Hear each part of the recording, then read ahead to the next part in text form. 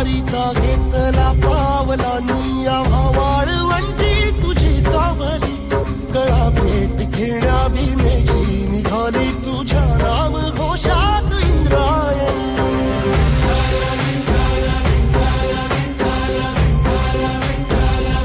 भिडे आसमंती ध्वजा वैष्णवांची उभी पंढरी आज नानावली तुझे नाव ओठी तुझे रूप ध्यानी जीवाला तुझी आस गा लागली